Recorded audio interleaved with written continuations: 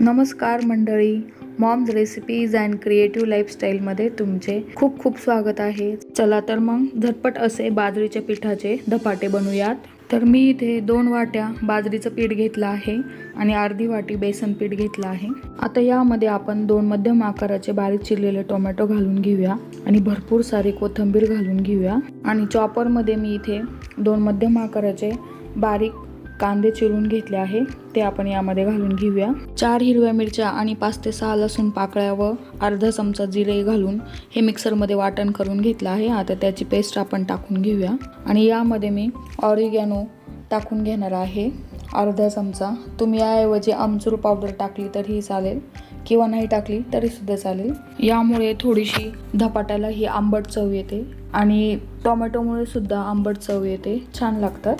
आता यामध्ये धणा पावडर घालूया 1 छोटा चमचा, गरम मसाला घालूया अर्धा छोटा चमचा, हळद अर्धा छोटा चमचा, लाल तिखट अर्धा छोटा चमचा आणि हिंग घालूया पाव छोटा चमचा व चवीनुसार मीठ घालून घेऊया आणि हे सगळं आपण कोरडंच मिक्स करून घेऊया आणि पाणी टाकून भाकरीला जसं पीठ भिजवतो अगदी तसंच आपल्याला पीठ भिजवून घ्यायचं आहे आणि भिजल्यानंतर पीठ हे आपल्याला झाकण ठेवून थोड्या वेळाला बाजूला ठेवायचे आहे। त्यानंतर आता आपण हिरव्या चटणीची तयारी करायला घेऊया। तर हिरव्या चटणीसाठी मी इथे अर्धी वाटी खोबऱ्याची अशा प्रकारे चकत्या करून घेतल्या आहे। त्यानंतर यामध्ये 2 हिरव्या मिरच्या, 3 लसूण पाकळ्या आणि थोडंसं आल्याचा तुकडा घालून घेऊया आणि भरपूर सारी कोथिंबीर आणि यामध्ये 1 मूठभर आपल्याला शेंगादाणे घालून घ्यायचे आहे व हे पाणी टाकून आपल्याला मिक्सरच्या भांड्यामध्ये बारीक अशी पेस्ट तयार करून घ्यायची आहे।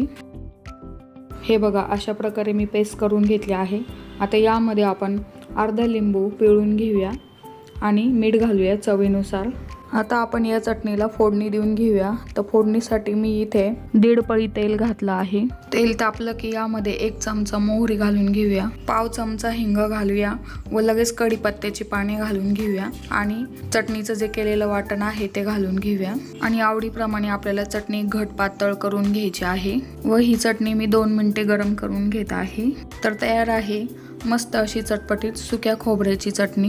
त्यानंतर आता आपण धपाटे तयार करायला घेऊया। थोडासा तवा तापला की यावरती आपण तेल टाकून घेऊया आणि एका भाकरी एवढा एक गोळा घेऊन तव्यावरच मी हा धपाटा थापून घेत आहे। धपाटा थापताना हा हाताला जर चिटकत असेल तर अशा प्रकारे बाउलमध्ये पाणी घेऊन हाताला पाणी लावून आपल्याला हे धपाटा थापून घ्यायचा आहे आणि यावरती मी तीळ पसरून घेत आहे व दोन्ही बाजूनी आपल्याला खरपूस असं तेल टाकून गॅसच्या मीडियम टू हाय फ्लेमवरती हा धपाटा भाजून घ्यायचा आहे। तर धपाट्याची क्वांटिटी आपल्याला ही 9 ते 10 जर करायची असेल तर तुम्ही गॅसवरती 2 तवे ठेवून हे धपाटे करू शकता, लवकर होतात। तर तयार आहे हे आपले बाजरीच्या पिठाचे धपाटे, त्याचबरोबर हिरवी खोबऱ्याची चटणी। हिवाळ्यामध्ये हे धपाटे खूप पौष्टिक आहे।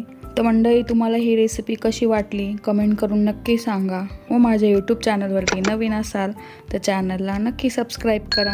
भेटूया एका पुढच्या नवीन व्हिडिओमध्ये आणि हो, सर्वात महत्त्वाचे, स्वस्त रहा, मस्त रहा, जिभेचे चोचले पुरवत रहा। धन्यवाद।